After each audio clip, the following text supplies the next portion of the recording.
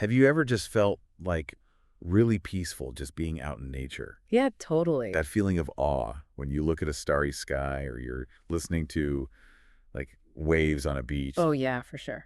Well, today we're going to do a deep dive into the writings of Fethullah Gülen. Okay. He was a Turkish scholar, and he really believed that those feelings, that peace and awe, they're just like the beginning of what nature can give us. Interesting. So we're looking at two pieces he wrote, one from Sızıntı magazine Okay. that was way back in 1990, and then a more recent piece from his website. Cool. So kind of like a then and now with his views on nature. Yeah, exactly. Like two different lenses to look through. And the Sızıntı piece, I don't know, it just grabs you from the start. He describes nature as this like delightful, joyous, peaceful, and dreamlike realm. Wow. That's beautiful. I know, right? Talk about setting the scene. It's like he's painting a picture with his words. And that picture really draws you in. He uses such vivid imagery. He talks about like colorful hills, dreamy mountains, fragrant gardens, rivers flowing to the sea. It's almost like you can feel the breeze and smell that salty air. It's so true. And this is where it gets like really interesting for me. He doesn't just describe the beauty. He goes further. He talks about nature as this exhibition of beauty where like everything is competing for your attention. Oh, I see. He even like describes trees swaying in this kind of spiritual dance. Wow. And flowers praising their creator. It's like nature is this amazing performance. Right. And we're the audience. I love that. It's like he's almost weaving in some of these Sufi concepts. Oh, interesting. Without directly saying it.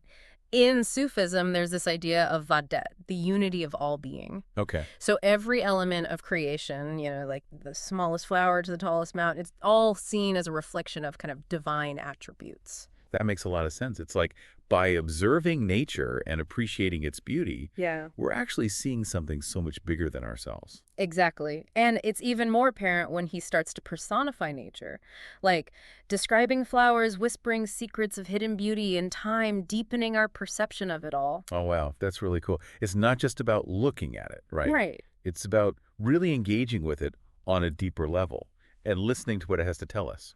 Exactly. He wants us to go beyond just seeing it as pretty, He's saying engage with nature as a source of spiritual insight and use it to connect with, well, the divine. Oh, yes. There's a word for this in Islam, tefekkur. It's about like deep reflection, mindful reflection on the wonders of creation. And Gülen sees nature as the perfect place for that kind of contemplation. And that's what he seems to really push in the excerpt from his website, right? Yeah. It's all about finding that solace and transcendence in nature, but maybe in a more, introspective, quieter way. You're exactly right. Well, the Sızıntı piece feels like this celebration of outward beauty, the website piece. It encourages us to seek out the stillness and silence. Okay. He even contrasts these like silent landscapes with the noise and chaos of our daily lives. So it's kind of two sides of the same coin. Yeah. One is about opening your eyes to the beauty and taking it in, and the other is about finding those quiet spaces to connect with something deeper. That's a great way to put it. Two paths leading to the same destination. Right. Deeper connection with ourselves, the world, and the divine. Yeah, I love that. Me too. It's amazing to me how Gülen captures like both the vibrancy and the serenity of nature in his writing. Right. Like on one hand, he's talking about these like colorful hills and like rushing rivers. And then on the other hand, he's describing these silent landscapes of like secluded forests. Yeah, it's almost like two different experiences, right? It is. It's so cool. He's showing you that nature has all these different gifts depending on how you approach it, know? It's like this huge library of experiences, and you can choose which book you want to open, right? Yeah. Like, do you want that sensory overload of a meadow? Yeah. Or do you want to find that stillness in the quiet of a forest? Yeah. But even when he's talking about that quieter side, his language is still so evocative. Oh, yeah. Like he talks about majestic peaks reaching for the clouds and even shadows dancing on hillsides. Like he's finding beauty in every single detail. And he's inviting you to do the same. Think about it. Mm-hmm. Like, when was the last time you really, really paid attention to the way shadows move? Or, like, how the colors change when the sun sets? Yeah, that's true. He's showing you that even the ordinary can be, like, this source of wonder if you take the time to notice. It's like he's, like, training our eyes to see differently, you know? Yeah. To see the beauty that's already there. Yeah. Exactly. And this is where that idea of tefekkür, that contemplation, becomes so key. Right. It's not just about looking. It's about truly seeing, reflecting and letting it spark something in you. Yeah. This reminds me of that Japanese concept. What is it? Shinrin-yoku. Oh, forest bathing, right? Yeah, forest bathing, where you, like, immerse yourself in nature for well-being. It's similar. It is. And Gülen's saying by doing this, we can tap into a deeper understanding of ourselves and our place in the universe. This is where I start to think about, like, the ethical side of things. Okay. If nature is this powerful source of spiritual connection, does that mean we have a responsibility to care for it?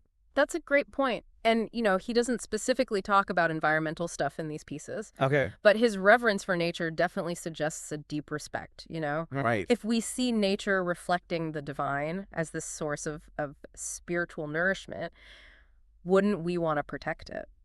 Yeah, I mean, it makes me think about how we usually talk about nature. Yeah. We talk about, like, using natural resources or, managing wildlife. Right.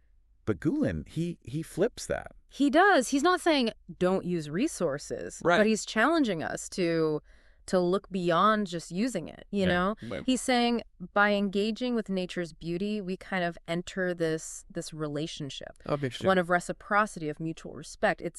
It's less about taking from nature Yeah. and more about what we can learn from it, how it can, help us grow.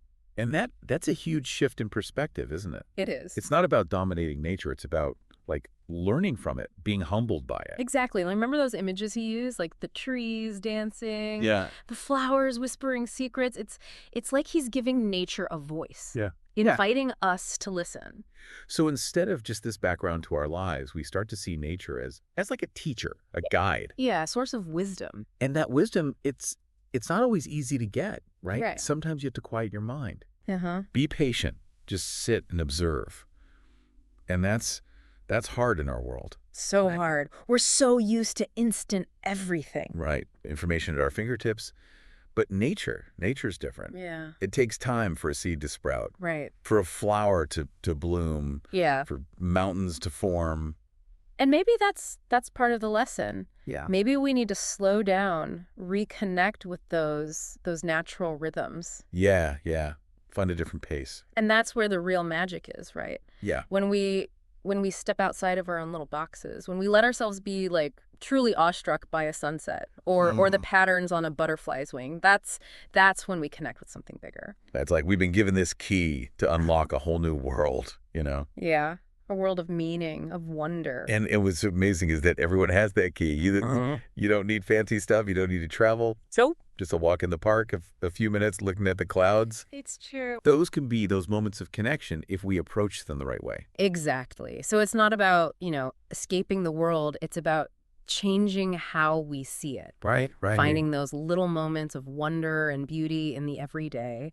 And remember how Gülen described those silent landscapes and majestic peaks? Yeah. He's practically begging you to practice tefekkür. That's a good point. Think about the places in nature where you feel most at peace. Yeah. Those are like prime spots for your own tefekkür. That's such a good idea. And that feeling of peace, of being connected to something bigger, that's what Gülen is saying is for all of us. It is. And, even though his perspective comes from Islamic thought, his message about nature, it goes beyond any specific religion. It speaks to something really human. I think that's why his work resonates so much with people. Yeah. It's deeply spiritual, but it's also so accessible. He's not just talking about abstract ideas. He's showing you how to actually live them, how to find that connection, in your own backyard. Absolutely. When we were getting ready for this, it really struck me how relevant his words are. Yeah, me too. I don't know about you, but I feel like we all have those moments where we just feel disconnected. Oh, totally. Overwhelmed by, like, life. Yeah. And Gülen's offering us this simple but powerful solution: reconnect with nature. Yeah. It's not about rejecting technology or like hiding from the world. Nope. It's about finding that balance, Yeah. that sense of being grounded that nature gives you. I love that. Finding solace in simplicity. It's a Yeah. good reminder that we don't have to overthink things. Yeah. Sometimes the most profound experiences, they're already there, right in front of us, Yeah. just waiting to be noticed. So we're wrapping up our deep dive into Gülen's work. Yeah. What's the one thing you really hope sticks with our listener? I'd love for them to walk away with this renewed sense of curiosity about nature. Yeah. Like, I want them to see the trees on their street, or like the clouds, the birds, Yeah. and really see them. Gülen reminds us that nature's always, always talking to us. Yeah. It's offering these insights and lessons if we just listen. That makes me think of that Einstein quote, Oh, which one? There are two ways to live. Yeah. As if nothing is a miracle, or as if everything is a miracle. Right. It's like he's pushing us towards that second way of seeing things. Yeah. That everything's a miracle, especially in nature. And that sense of wonder, it's so important. It is. It keeps us curious, engaged, connected to everything around us. Yeah, it's the opposite of like apathy. Exactly. And you don't need to make these huge changes in your life to experience it. No, you don't have to go live in a cave. Exactly. It's about finding those little moments in your day to pause, observe, and just appreciate the beauty. Right. It's like hitting the reset button. Yeah. Stepping away from all the noise. Yeah. And reconnecting with something deeper, something that grounds you. In those little moments, I think they can really, they have a ripple effect. I think so too. Once you start to appreciate nature, it changes everything. It's true. You start to notice the beauty in everything. Yeah, right. In everyday things and people. Yeah. And just being alive. It's like Gülen's giving us this treasure map, I like that. And the treasure's all around us, in the leaves, the waves, the birds. And the best part, what's that? There's always more to find. It's infinite. So to everyone listening, as you go about your day, Yeah. take a moment to really see the world. Yeah. Let nature inspire you, challenge you, and reconnect you with that wonder that's in all of us. Beautifully said. I think that's a perfect place to leave it.